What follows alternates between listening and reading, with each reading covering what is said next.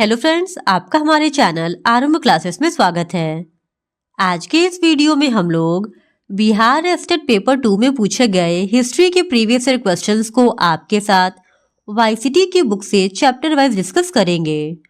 और इसके पहले की वीडियोस में भी हमने बिहार स्टेट पेपर 2 में पूछे गए हिस्ट्री के प्रीवियस ईयर क्वेश्चंस को आपके साथ चैप्टर वाइज डिस्कस किया है। अगर अभी तक आपने उन वीडियोस को नहीं देखा है तो उन वीडियोस का लिंक आपको डिस्क्रिप्शन बॉक्स में मिल जाएगा, आप उसे जाके देख सकते हैं। तो बिना देरी किए चलिए आज का ये वीडियो स्टार्ट करते हैं। तो इससे पहले के वीडियो में हमने मौर्य काल से रिलेटेड 50 क्वेश्चंस को आपके साथ डिस्कस कर लिया था। आज का ये डिस्कशन हम लोग क्वेश्चन नंबर 51 से स्टार्ट करेंगे। तो क्वेश्चन नंबर 51 है, सेल्यूकस की किस पुत्री से चंद्रगुप्त ने विवाह किया था? तो इस क्वेश्चन का सही जवाब हो जाएगा ऑप्शन बी, हेलेना से। सेल्यूकस की पुत्री हेलेना से चंद्रगुप्त मौर्य ने विवाह किया था और इसी के साथ उसने सेल्यूकस के साथ वैवाहिक संबंधों की भी स्थापना की थी। फिर क्वेश्चन नंबर 52, रुद्रा दमन का कौन सा शिलालेख चंद्रगुप्त के द्वारा पश्चिमी भारत में सौराष्ट्र के विलय को प्रमाणित करता है? तो इस क्वेश्चन का सही जवाब है ऑप्शन डी, जूनागढ़। रुद्रदामन का जूनागढ़ अभिलेख चंद्रगुप्त मौर्य द्वारा पश्चिमी भारत में सौराष्ट्र के विलय को प्रमाणित करता है और सौराष्ट्र में चंद्रगुप्त मौर्य द्वारा नियुक्त राज्यपाल पुष्यगुप्त था, जिसने सौराष्ट्र में सुदर्शन झील का निर्माण किया था। और रुद्रदामन का जूनागढ़ अभिलेख संस्कृत में प्रथम लिखित अभिलेख था। फिर क्वेश्चन नंबर 53, भद्रबाहु से चंद्रगुप्त मौर्य को जोड़ने वाले प्रमाण का स्वरूप क्या है? तो इस क्वेश्चन का सही जवाब है ऑप्शन बी, पूरा लेख विधा साक्ष्य। चंद्रगुप्त मौर्य ने अपने जीवन के अंतिम चरण में पुत्र के पक्ष में सिंहासन छोड़कर जैन मुनि भद्रबाहु से जैन धर्म की दीक्षा ले ली थी और श्रवणबेलगोला जाकर 298 ईसा पूर्व में उपवास के द्वारा शरीर का त्याग किया था। और भद्रबाहु से चंद्रगुप्त मौर्य को जोड़ने वाले प्रमाण का स्वरूप पूरा लेख विधा साक्ष्य है। फिर क्वेश्चन नंबर 54, चंद्रगुप्त मौर्य के प्रारंभिक जीवन का विवरण प्रस्तुत किया गया है। तो इस क्वेश्चन का सही जवाब हो जाएगा ऑप्शन बी, महावंश टीका में। चंद्रगुप्त मौर्य के प्रारंभिक जीवन का परिचय बौद्ध ग्रंथ महाटीका वंश से प्राप्त होता है और इसी ग्रंथ से पता चलता है कि चंद्रगुप्त मौर्य नामक क्षत्रिय वंश में उत्पन्न हुआ था। फिर क्वेश्चन नंबर 55, डाइमेकस सीरिया से किसके दरबार में भेजा गया था? तो इस क्वेश्चन का सही जवाब हो जाएगा ऑप्शन सी, बिंदुसार के। बिंदुसार को यूनानियों ने अमित्र चेट्स या अमित्र घात कहा है, जिसका मतलब होता है शत्रुओं का नाश करने वाला, और इसका एक नाम सिंहसेन भी है। और बिंदुसार के समय ही सीरिया के शासक एंटियोकस प्रथम ने डाइमेकस नामक राजदूत को भेजा था। फिर क्वेश्चन नंबर 56, तो अब क्वेश्चन नंबर 56 से हम लोग अशोक की विदेश नीति और धर्म से रिलेटेड जितने भी क्वेश्चंस पूछे गए हैं उनको देखेंगे। तो क्वेश्चन नंबर 56 है, विश्व के इतिहास में एकमात्र राजा कौन था जिसने कलिंग युद्ध जीतकर विजय का त्याग कर दिया था? तो इस क्वेश्चन का सही जवाब हो जाएगा ऑप्शन डी, अशोक। विश्व के इतिहास में एकमात्र राजा अशोक था जिसने कलिंग युद्ध जीतकर विजय का त्याग कर दिया था। फिर क्वेश्चन नंबर 57, अशोक ने धार्मिक अधिकारियों को नियुक्त किया जिन्हें कहा जाता है? अशोक ने धार्मिक अधिकारियों को नियुक्त किया जिन्हें कहा जाता है। तो इस क्वेश्चन का सही जवाब हो जाएगा ऑप्शन ए, धम्म महामता। अशोक ने धार्मिक अधिकारियों को नियुक्त किया जिन्हें धम्म महामात्र या धम्म महामता कहा जाता था। फिर क्वेश्चन नंबर 58, अशोक का जौगड़ा शिलालेख किस राज्य में स्थित है? तो इस क्वेश्चन का सही जवाब है ऑप्शन बी, ओडिशा।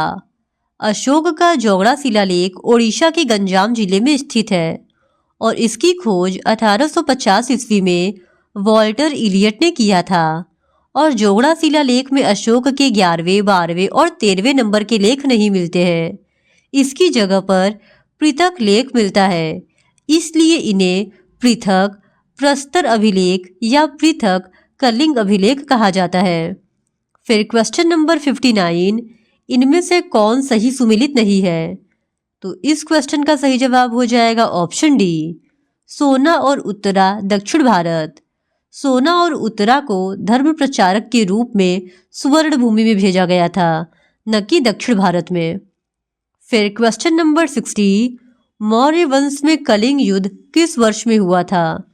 तो इस क्वेश्चन का सही जवाब हो जाएगा ऑप्शन ए, 261 ईसा पूर्व में। अशोक ने अपने राज्याभिषेक के 8वें वर्ष अर्थात 261 ईसा पूर्व में कलिंग राज्य पर आक्रमण किया था और इस समय कलिंग की राजधानी तोसली थी और कलिंग युद्ध का वर्णन अशोक के 13वें शिलालेख में मिलता है। फिर क्वेश्चन नंबर 61, अशोक ने पूरे देश में बौद्ध धर्म का प्रसार कैसे किया? तो इस क्वेश्चन का सही जवाब है ऑप्शन डी, धर्म महामात्रों को भेजकर। अशोक ने पूरे देश में बौद्ध धर्म का प्रसार धर्म महामात्रों को भेजकर किया था और अशोक के 5वें शिलालेख के अनुसार उसने राज्याभिषेक के 13वें वर्ष धम्म महामात्रों को नियुक्त किया था और इनका मुख्य कार्य जनता को धम्म की बातें समझाना और धम्म के प्रति रुचि पैदा करना था। फिर क्वेश्चन नंबर 62, शहबाजगढ़ी पाकिस्तान के किस राज्य में अवस्थित है? तो इस क्वेश्चन का सही जवाब है ऑप्शन ए, सीमांत प्रांत में। शहबाजगढ़ी पाकिस्तान के सीमांत प्रांत में अवस्थित है और यहाँ से 1836 ईस्वी में जनरल कोर्ट के द्वारा अशोक के वृहद शिलालेख की खोज की गई है। फिर क्वेश्चन नंबर 63, श्रीनगर नामक एक शहर की आधारशिला किसने रखी थी? तो इस क्वेश्चन का सही जवाब हो जाएगा ऑप्शन ए, अशोक ने। कश्मीर में श्रीनगर नामक शहर की आधारशिला सम्राट अशोक ने रखी थी। फिर क्वेश्चन नंबर 64, किस कारक ने खरोष्ठी को पढ़ने में सहायता की? तो इस क्वेश्चन का सही जवाब हो जाएगा ऑप्शन ई, उपयुक्त में से कोई नहीं। खरोष्ठी लिपि अशोक के पश्चिमोत्तर प्रांत से प्राप्त अभिलेखों में उत्कीर्ण है और खरोष्ठी लिपि पश्चिमोत्तर प्रांत में शासन करने वाले हिंद यूनानी राजाओं ने अपने सिक्के पर सबसे पहले उत्कीर्ण करवाया था और इन राजाओं के नाम यूनानी एवं खरोष्ठी भाषा में लिखे गए थे इन सिक्कों पर और यूनानी भाषा को पढ़ने वाले यूरोपीय विद्वानों ने अक्षरों के मेल से खरोष्ठी लिपि को पढ़ने का प्रयास किया था और प्रिंसेप ने खरोष्ठी में लिखे अभिलेखों की भाषा की पहचान प्राकृत के रूप में की थी और इसलिए अभिलेखों को पढ़ना सरल हो गया, जो कि किसी भी ऑप्शन में नहीं दिया गया था। इस वजह से ऑप्शन ई इस क्वेश्चन का सही जवाब है। फिर क्वेश्चन नंबर 65, निम्नलिखित में से कौन सा अशोक के महाशिलालेखों में से एक नहीं है? तो इस क्वेश्चन का सही जवाब हो जाएगा ऑप्शन ए, मास्की। मास्की अभिलेख अशोक का लघु शिलालेख है, न कि महाशिलालेख।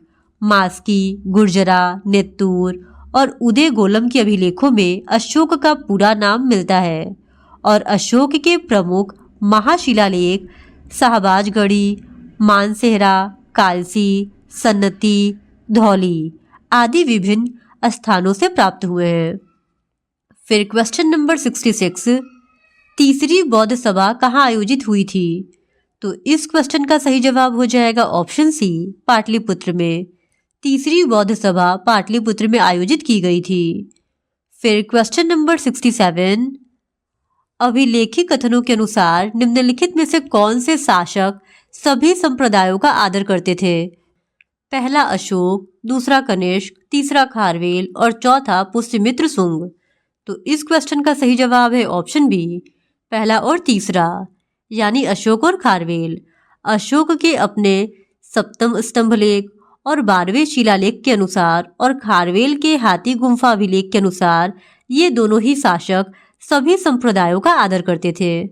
फिर क्वेश्चन नंबर 68, अशोक के किस अभिलेख से बौद्ध धर्म के नियमों की जानकारी मिलती है? तो इस क्वेश्चन का सही जवाब हो जाएगा ऑप्शन ए, भाबरू अभिलेख से। फिर क्वेश्चन नंबर 69, बौद्ध धर्म के प्रसार के लिए अशोक ने अधिकारियों की नियुक्ति की जिन्हें कहा जाता था। तो इस क्वेश्चन का सही जवाब हो जाएगा ऑप्शन डी, धम्म महामात्र। फिर क्वेश्चन नंबर 70, निम्नलिखित में से कौन अशोक का समकालीन नहीं था? तो इस क्वेश्चन का सही जवाब हो जाएगा option A Diodotus. Diodotus Ashok का समकालीन नहीं था। फिर क्वेश्चन नंबर 71, अशोक ने कलिंग राज्य पर कब आक्रमण किया? तो इस क्वेश्चन का सही जवाब हो जाएगा ऑप्शन बी 261 ईसा पूर्व में। अशोक ने राज्याभिषेक के 8वें वर्ष यानी 261 ईसा पूर्व में कलिंग पर आक्रमण किया था, जिसमें लगभग 1 लाख लोग मारे गए थे और लगभग 1,50,000 लोग बंदी बनाए गए थे। और हाथी गुम्फा अभिलेख के आधार पर यह अनुमान लगाया जाता है कि संभवतः उस समय कलिंग पर नंदराज नामक कोई राजा राज्य करता था। फिर क्वेश्चन नंबर 72, अशोक ने कलिंग पर आक्रमण किया। तो इस क्वेश्चन का सही जवाब हो जाएगा ऑप्शन ए शासन के 8वें वर्ष में। जैसा कि अभी हमने तुरंत देखा था कि अशोक ने शासन के 8वें वर्ष में कलिंग पर आक्रमण किया था और उस समय ईयर चल रहा था 261 ईसा पूर्व। फिर क्वेश्चन नंबर 73, कश्मीर में श्रीनगर नामक नगर की स्थापना किसने की थी? तो इस क्वेश्चन का सही जवाब हो जाएगा ऑप्शन बी अशोक ने। कल्हड़ की राज तरंगिनी के अनुसार अशोक ने कश्मीर में श्रीनगर नामक नगर और नेपाल में देवपत्तनम नामक नगर की स्थापना की थी। फिर क्वेश्चन नंबर 74, अशोक के शासनकाल में कुमार कहाँ नियुक्त थे? तो इस क्वेश्चन का सही जवाब है ऑप्शन ए तक्षशिला, तोसली एवं उज्जैनी में। प्रशासन की सुविधा के लिए अशोक का विशाल साम्राज्य अनेक प्रांतों में विभाजित था। उसके अभिलेख में 5 प्रांतों के नाम मिलते हैं, जिसमें से पहला है उत्तरापथ, दूसरा है अवंती, तीसरा है कलिंग, चौथा है दक्षिणापथ और 5वां है प्राच्य यानी कि पूर्वी प्रदेश। और राजनीतिक महत्व के प्रांतों में राजकुल से संबंधित व्यक्तियों को ही राज्यपाल नियुक्त किया जाता था और इन व्यक्तियों को कुमार और आर्यपुत्र कहा जाता था। फिर क्वेश्चन नंबर 75, निम्नलिखित राजाओं में से किसने संघ भेद करने वाले बौद्ध भिक्षु एवं भिक्षुणियों के लिए कठोर दंड का विधान किया था? तो इस क्वेश्चन का सही जवाब हो जाएगा ऑप्शन ए अशोक ने। सांची एवं सारनाथ के लघु स्तंभ लेख में अशोक बौद्ध संघ में फूट डालने वाले भिक्षुओं और भिक्षुणियों को चेतावनी देता है और कहता है कि जो कोई भिक्षु या भिक्षुणी संघ को भंग करेगा वह श्वेत वस्त्र पहनाकर अयोग्य स्थान पर रखा जाएगा। फिर क्वेश्चन नंबर 76, दक्षिण भारत के निम्नलिखित में से किन स्थलों में 14 घोषणाओं वाले अशोक कालीन शिलालेख पाए गए हैं? पहला इरीगुड़ी, दूसरा राजुल मंडगिरी, तीसरा मास्की और चौथा सन्नति। सही विकल्प चुनिए। तो इस क्वेश्चन का सही जवाब हो जाएगा ऑप्शन डी यानी पहला और चौथा, इरीगुड़ी और सन्नति। इन 2 जगह से जो अशोक है उसके 14 घोषणाओं वाले शिलालेख पाए गए हैं। फिर क्वेश्चन नंबर 77, निम्नलिखित में से कौन सा अशोक का द्विभाषित अभिलेख है? तो इस क्वेश्चन का सही जवाब हो जाएगा ऑप्शन बी सर-ए-कुना। अशोक का कंधार स्थित सर-ए-कुना अभिलेख द्विभाषित अभिलेख है। इसमें यूनानी और अरमाइक इन दोनों ही लिपियों का प्रयोग एक साथ हुआ है। फिर क्वेश्चन नंबर 78, निम्नलिखित में से कौन सी अशोक के शासन के समय प्रांतीय राजधानी नहीं थी? तो इस क्वेश्चन का सही जवाब हो जाएगा ऑप्शन डी धौली। धौली अशोक के शासन के समय प्रांतीय राजधानी नहीं थी, जबकि तोसली, तक्षशिला और सुवर्णगिरी ये तीनों ही प्रांतीय राजधानियां थी।